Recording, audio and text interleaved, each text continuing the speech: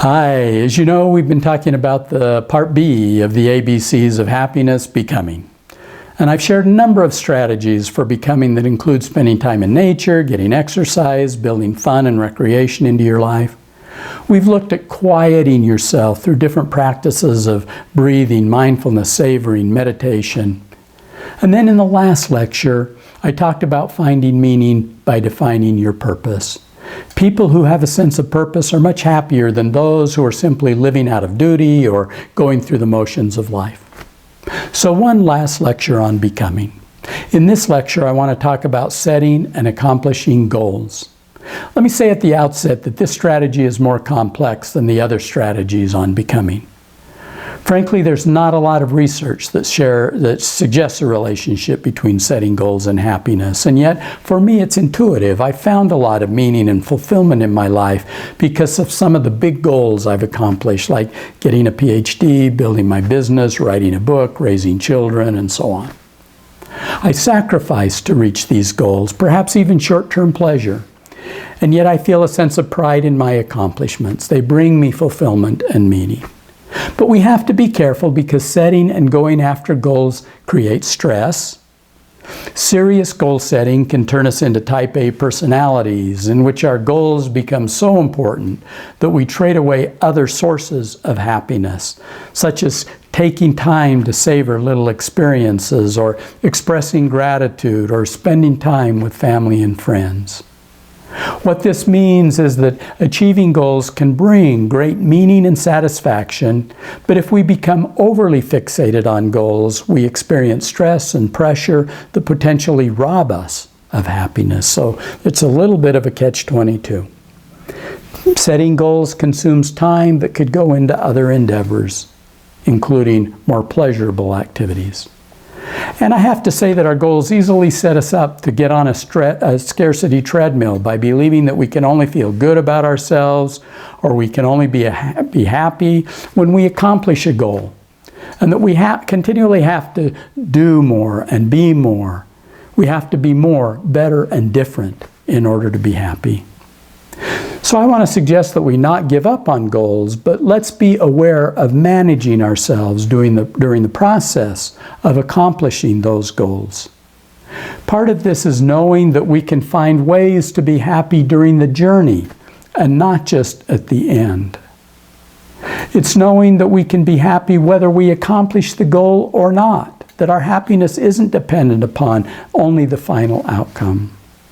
Part of it is knowing that as important as the goal, perhaps even more important, is who we're becoming in the process of accomplishing a goal.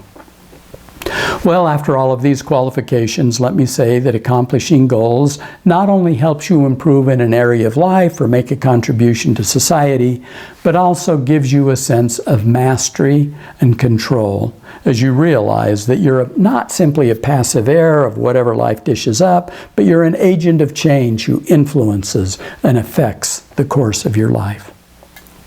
Having a personal goal freely chosen is motivating and invigorating. It's a way to bring a renewed sense of excitement and meaning to your life. Do you remember when we talked about cultivating optimism a few lectures back? Laura King, a professor at the University of Missouri, invited people into her lab for 4 consecutive days to write about their best possible future selves. They were, in fact, creating a vision for themselves, and the exercise gave them a big boost in their happiness. Well, setting goals is similar. It often begins, in fact, with creating a vision and then making that vision real by converting it into specific and actionable goals. I encourage people to create vision by dreaming and asking themselves questions like, what do I really want? And then jotting down answers. Or what is really important to me? Or where do I want to be in 5 or 10 years? And then ponder and imagine that future. It's important to dream. Our dreams excite and motivate us to take action that we otherwise wouldn't take. And then goals are the concrete actions to make those dreams a reality. So give yourself permission to think about what you want. Do the Laura King exercise of writing down your ideal future vision, and from that, identify some goals. Set goals that come from your heart, They need to be freely chosen and not shoulds or oughts from somebody else. Make sure that they align to your deepest needs, to your purpose and values. Make sure that they move you towards a future that you want and not simply to avoid something that you don't want. I encourage you to set goals that motivate and challenge you, but are also achievable. Now, your goals can be long-term, like growing a business, writing a book, or short-term, losing so much weight in the next 6 months, or even day-to-day, planning a neighborhood get-together. Your goals may be like a bucket list, what you'd like to do before you die. You may have many or you may have few of them. They may be written or just something that you carry in your head. The bigger and more complex, of course, your goals, the more it makes sense to put them in writing and create detailed plans. But you have to decide what will work for you as you go about setting goals. But I encourage you to think, is there a goal that you've had in the back of your mind, but perhaps put off for one reason or another? Why wait? Is there a way you could make it happen now? It doesn't have to be something big and earth-shattering, just something that's meaningful to you. I can remember someone that I worked with a few years back. I talked to her about giving herself permission to clarify her wants instead of always being as duty-bound, as duty-driven. And I can remember her excitement the next time I saw her. One of her goals was to enter a 5K.